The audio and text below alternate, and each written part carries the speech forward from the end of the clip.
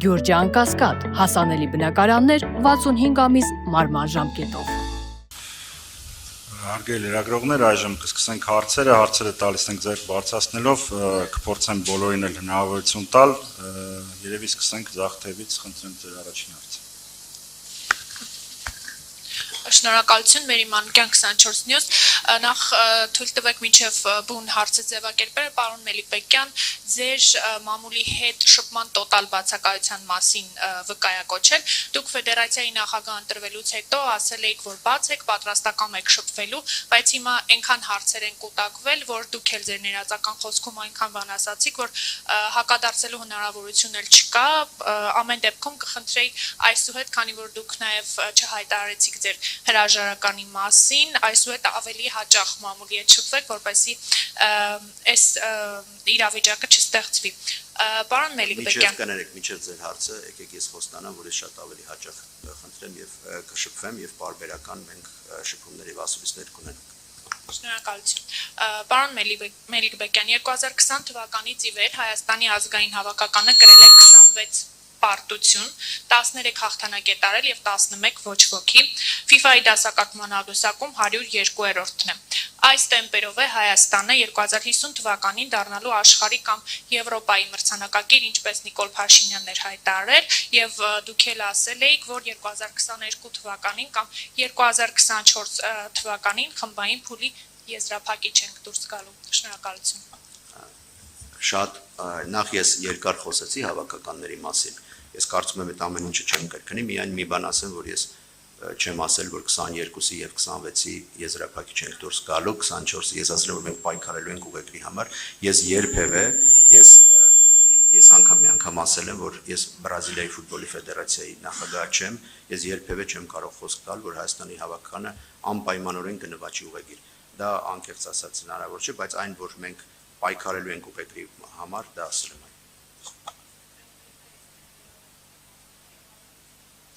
Մենք հիմա եթե ֆուտբոլից ենք խոսում, ես երկար բացատրեցի ինչն են խնդիրները, որն է տեմպը եւ այլն։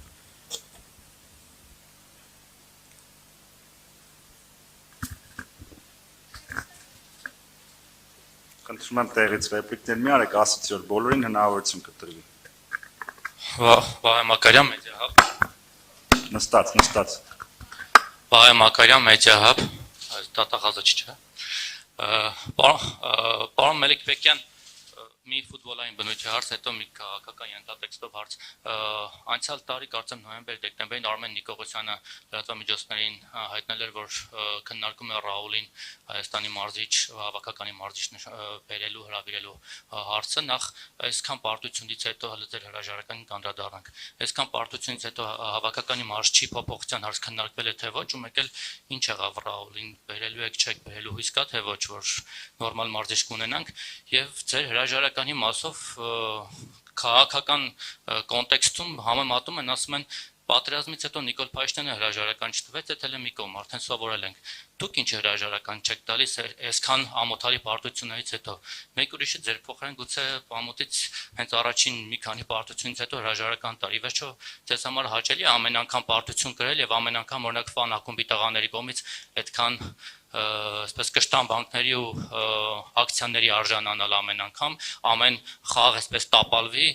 ձեր հրաժարականի պահանջով։ Ի վերջո տալու եք, թե չեք տալու հրաժարական։ Դա էր հարցը, թե Ռաուլը։ Առաջինը Ռաուլը, երկրորդը ձեզ։ Հա,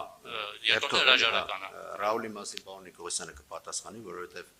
ես կարծում եմ դուք մի քիչ ուշադիր չեք հետևել Ռաուլի վերաբերել, բայց ինչ է, պարոն Նիկողոսյանը կանդրադառնա այդ հարցին։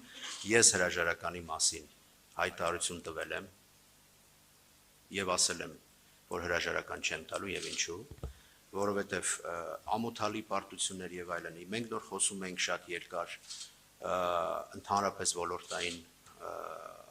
նաեւ հաջողությունների մասին, նաեւ անհաջողությունների մասին եւ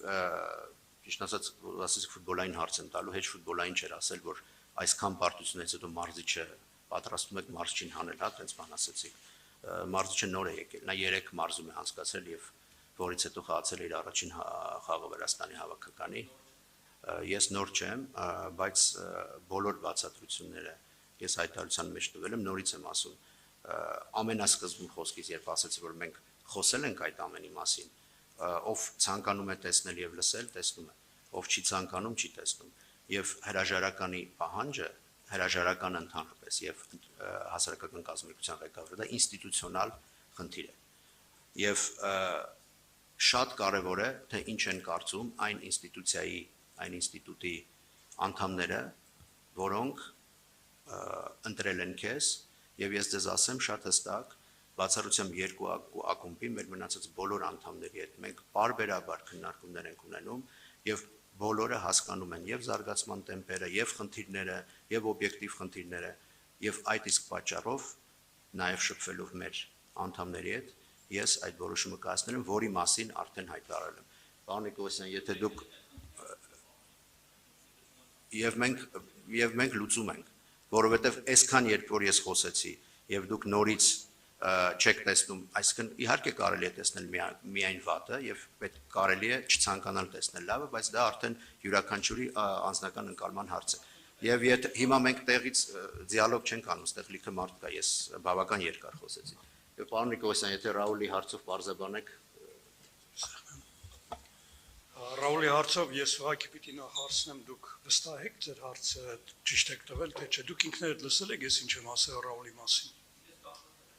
Եվ ինչ եմ ասել ես։ Հարցը հնչել է տեխնացուների մասին եւ ես բառացիորեն ասել եմ, իսկ ինչի պիտի Ռաուլը չլինի տեխնացուների ցակում։ Ես դա կարող եմ հիմա էլ ասել, այո, Ռաուլը եղել է տեխնացուների ցակում, բայց որոշակի պայմաններից ելնելով Ռաուլը չի մեր հավաքականի գլխավոր մարզիչ չէ։ Սա ձեր հարցի պատասխանը։ Դա արդեն ֆեդերացիայի եւ Ռաուլի գործերն են։ Տարատեսակ։ Դրանք բանակցային գործընթացի մաս են կազմում եւ ոչ միայն Ռաուլի մասն է խոսքը, այլ բազմաթիվ այլ մարզիչների, որոնց հետ ֆեդերացիան տարբեր տարիներ բանակցում է։ Այդ մասին մենք չենք խոսի։ Ինչպես Խնդրում եմ հնարավորություն տանք մյուսներն էլ հարցեր տան, հա։ ուր է մնալու։ Իհարկե նա պայմանագիր ունի եւ իր աշխատանքը շարունակում է։ Ընտրեմ ձեր